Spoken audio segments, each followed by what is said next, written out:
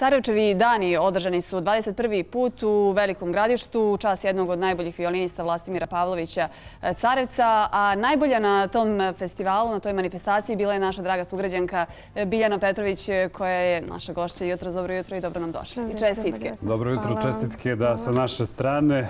Prošle godine druga, ove godine apsolutni pobjednik. Koliko nagrada je završilo ovog puta u tvojim rukama? Pa ovog puta tri nagrade.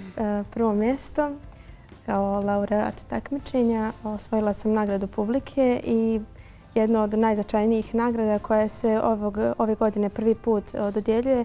To je nagrada muzičke produkcije RTS-a i kao pobjednik imam čast, privilegiju da u studiju 6 u RTS-u, Radio Beogradu, snimim trajne snimke za arhivu Radio Beograda. Miljana, koji put je ovo da učestvuješ na Carevčevim danima? Pa ovo je drugi put. Prošle godine sam bila prvi put i osvojila sam drugo mjesto i nagradu publike. Tako da je ovaj put bilo onako... Znatno uspješnije. Jeste uspješnije, ali je bilo sa većom tremom i trebalo da se opravda uspjeh od prošlog puta.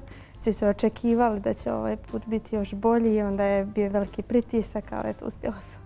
Ti ćeš dakle u saradnji sa Narodnim orkestrom RTS-a u narednom periodu ući u studio, snimiti kompozicije za arhivu. Jesi već možda razmišljala koje će te kompozicije da budu? Pa nismo još ništa detaljno razmišljali. To se tek planira u septembru, tako kad krene nova sezona. Ali možda će to biti ovo kolo koje sam svirala i pjesma koje sam svirala na takmičenju, a možda i nešto drugo u zavisnosti sa dogovorom sa šefom orkestra.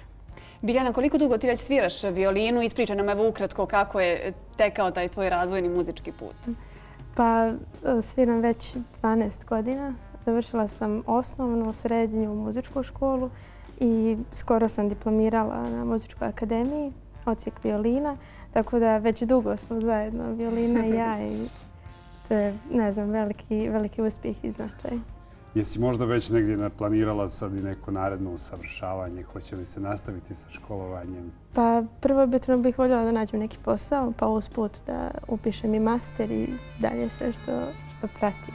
Negdje te prosto i ove nagrade obavezuju da budeš da još više napredujem i da se ovdje ne zaustavljam, nego samo da nastavim dalje. Hoćeš li se i dalje, pretpostavljamo da hoćeš takmičiti? Da li su već planirana možda neka naredna takmičenja ili neki nastupi na kojima te možemo vidjeti i čuti? Pa što se tiče ovog takmičenja, laureat takmičenja nema pravo više da se prijavljuje. Kad se osvoji prva nagrada, to je to.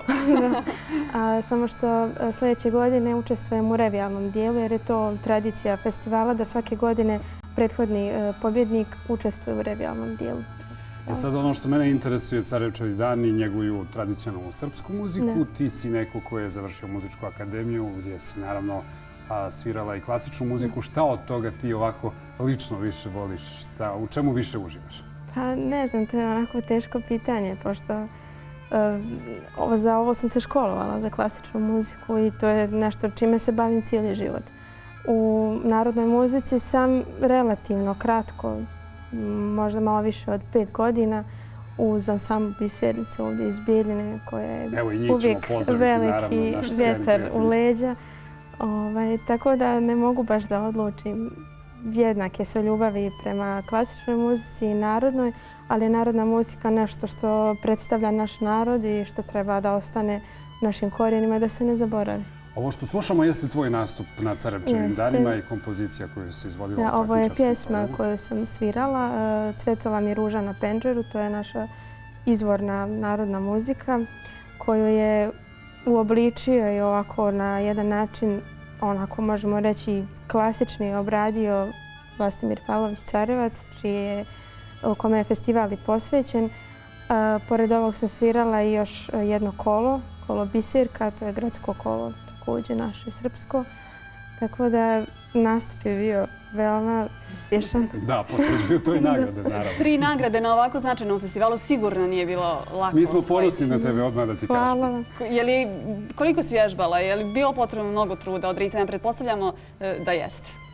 Pa pripreme su trajale otprilike nekih pola godine, ali onako intenzivnije nekih 2 mjeseca. pred takmičenje. Svi mediji u regionu su prenijeli priču o tvom uspehu. Pa da, ovo je takmičenje pod pokroviteljstvom Radio Televizije Srbije, ali svake godine i Večernje novosti to lijepo isprate, tako da sam imala priliku da je i tu I evo sad je ljeto, negdje i uglavnom mnogi koriste za pauzu. Hoćeš li ti s Bisernicu možda imati ipak nekih ljetnih nastupa ili planirano nešto? Pa jeste, planirano je već sutra. Nastupamo ovdje u Bijeljini na otvorenoj sceni. Ajde da pozovemo naše sugrađane da dođu da vas podrže. Pa da, bilo bi lijepo da dođu svi.